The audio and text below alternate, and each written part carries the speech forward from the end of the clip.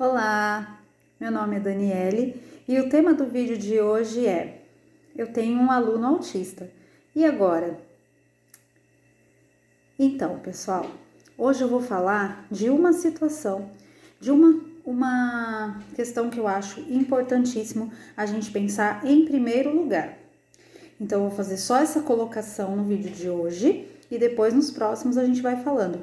Eu tenho outros vídeos aqui falando sobre inclusão de crianças autistas, então depois vocês procurem aqui nos comentários que eu vou deixar os links, tá? Não esquece aí de curtir o vídeo, de se inscrever no canal, que isso me ajuda muito para levar o conteúdo para outras pessoas, tá bom? Eu vou falar bastante sobre inclusão daqui para frente, não só sobre isso, mas vou falar bastante sobre inclusão, porque, para quem não sabe, eu sou pedagoga, sou professora e estou me especializando em psicopedagogia clínica, com ênfase em educação especial, e em transtorno do espectro autista, com ênfase em inclusão. Então, esse agora é o meu foco de pesquisa e de trabalho. Mas eu venho já há muitos anos com esse trabalho com a escola, pensando muito sobre isso, como essa inclusão é feita dentro da escola, como que isso funciona. E aí, diante disso, eu estou construindo, né, um projeto mesmo para a gente começar a trazer os vídeos e trazer nesses vídeos um planejamento de como essa inclusão pode ser feita de uma forma mais efetiva e que realmente consiga ajudar as nossas crianças. E os professores também, que são pessoas, agentes importantes, né? Importantes não, né? Que são fundamentais nesse processo de inclusão e que muitas vezes se sentem perdidos e sem saber nem por onde começar.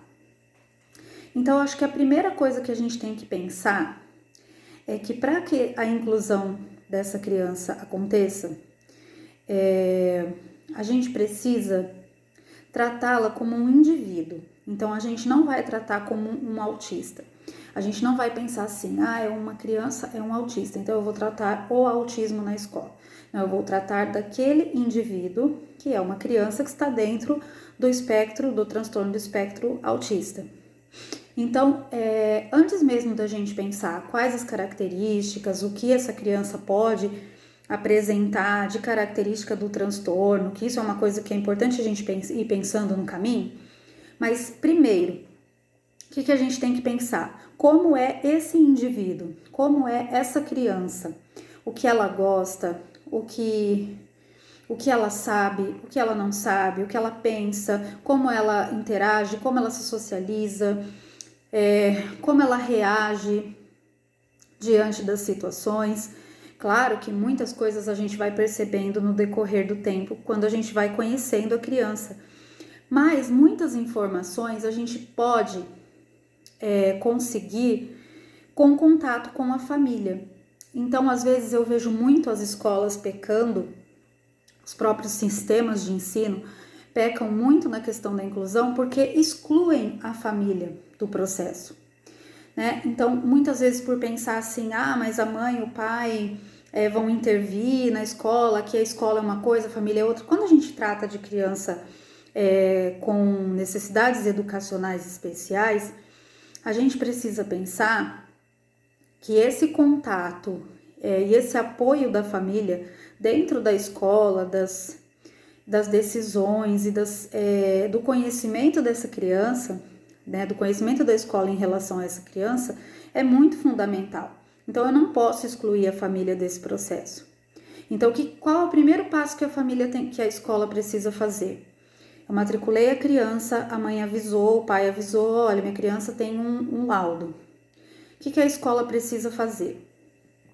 Antes mesmo dessa criança começar a frequentar a escola, é legal a escola chamar essa família para conversar, fazer uma anamnese muito bem feita com essa família, perguntar tudo, né? Como que foi o desenvolvimento dessa criança desde o nascimento, como foi a gestação, tudo que os psicólogos fazem, tudo que os fonoaudiólogos fazem, todas as pessoas que atendem essas crianças fazem esse tipo de trabalho, fazem essas entrevistas muito bem feitas para poder conhecer essa criança, né?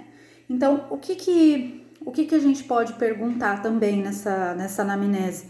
Como é a relação dessa criança com outras crianças, até mesmo da família, ou se ela já frequentava a escola antes, como que era o comportamento dela, o que ela gosta, se ela tem apego à rotina, se ela tem apego a algum objeto específico, qual que é a situação mais difícil para os pais, o que é mais difícil para os pais em relação a lidar, né, com essa criança no dia a dia, qual é a maior dificuldade deles e como eles fazem para trabalhar dentro dessas dificuldades. Então, assim, algumas coisas que de início já pode dar para vocês, né, para a escola e para o professor, não vai dar um caminho a ser seguido. Por quê? Porque às vezes a criança na escola vai ter um comportamento, uma dinâmica totalmente diferente do que tem em casa. Mas pode dar um norte, porque você vai saber como que essa criança funciona em casa e isso vai te dar um norte, vai te dar uma segurança maior, né? E outra coisa, você chamando os pais para a escola e você ouvindo esses pais, o que acontece? Você estabelece um círculo de confiança com essa família. Então é muito importante para essa família sentir que a escola confia no que eles estão dizendo e que a escola precisa deles. Por quê, gente?